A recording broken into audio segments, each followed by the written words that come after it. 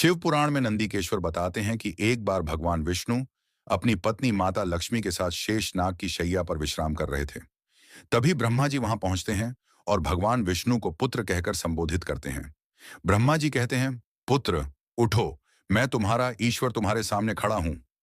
यह सुनकर भगवान विष्णु को थोड़ा क्रोध आता है, लेकिन वे शांत स्वर में कहते हैं, पुत्र, तुम्हारा कल्याण हो, लेकिन बताओ कि पिता के पास आने की आवश्यकता कैसे पड़ गई। यह सुनकर ब्रह्मा जी कुपित होकर बोले, मैं तुम्हारा रक्षक हूं। मैं ही इस समस्त जगत का पितामह हूं। सारा संसार मुझ में ही है। तुम मेरी नाभि कमल से उत्पन्न हुए हो, फिर भी मुझसे इस तरह बात कर रहे हो। शिव पुराण में आगे कहा गया है कि दोनों के बीच की बातचीत कहासुनी में बदल गई। अंत में दोनों ही एक दूसरे से युद्ध करने के लिए तैयार हो गए। भगवान विष्णु गरुड़ पर और ब्रह्मा जी हंस पर विराजमान होकर परस्पर युद्ध करने लगे। भगवान विष्णु के अनेक अस्त्रों के प्रहार से ब्रह्मा जी व्याकुल हो उठे। इसके बाद ब्रह्मा जी ने भी भयानक पलटवार किया। इस युद्ध से देवताओं में हाहाकार की स्थिति पैदा हो गई। वे सब भगवान शिव के पास पहुंचे और उन्हें सारी व्यथा सुनाई। उस समय भगवान शिव माता पार्वती के साथ कैलाश पर्वत पर विराजमान थे और धीमे धीमे मुस्कुरा रहे थे। तब महादेव बोले, पुत्रों, मुझे पता है कि ब्रह्मा जी और विष्णु जी के बीच चल रहा युद्ध सभी को दुखी कर रहा है। आप भयभीत ना हो, मैं स्वयं अपने गणों के साथ चलूंगा। इसके बाद भगवान शिव नंदी पर सवार होकर देवताओं के साथ युद्ध स्थल की ओर बढ़े। वहां पहुंचकर वे छिपकर युद्ध देखने लगे।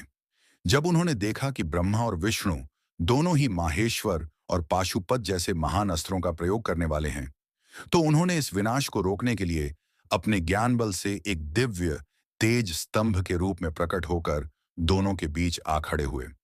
यह तेज स्तंभ देखने के बाद दोनों के अस्त्र शांत हो गए। यह देखकर ब्रह्मा जी और भगवान विष्णु इस तेज के रहस्य के बारे में जानने के लिए जुटे। दोनों ने तय किया कि वे इस स्तंभ की परीक्षा लेंगे। भगवान विष्णु ने शूकर रूप धारण कर नीचे पाताल की ओर प्रस्थान किया और ब्रह्मा जी हंस बनकर ऊपर आकाश की ओर उड़ चले। विष्णु जी गहराई में उतरते गए, लेकिन उन्हें स्तंभ का अंत नहीं मिला तो वे लौट आए। शिव पुराण में कथा आगे बताती है कि ब्रह्मा जी आकाश में एक केतकी पुष्प को लेकर लौटे और झूठ कह दिया कि उन्होंने स्तंभ के शिखर को देख लिया है और यह पुष्प उसी का प्रमाण है। यह झूठ सुनकर भगवान शिव स्वयं प्रकट हुए।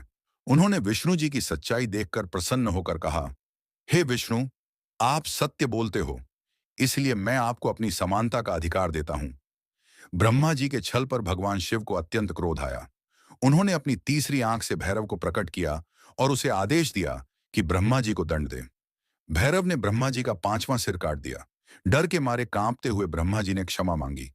इसके बाद विष्णु जी ने शिव जी से प्रार्थना की, आपकी ही कृपा से ब्रह्मा जी को पांचवां सिर प्राप्त हुआ था, कृपया उन्हें क्षमा करें।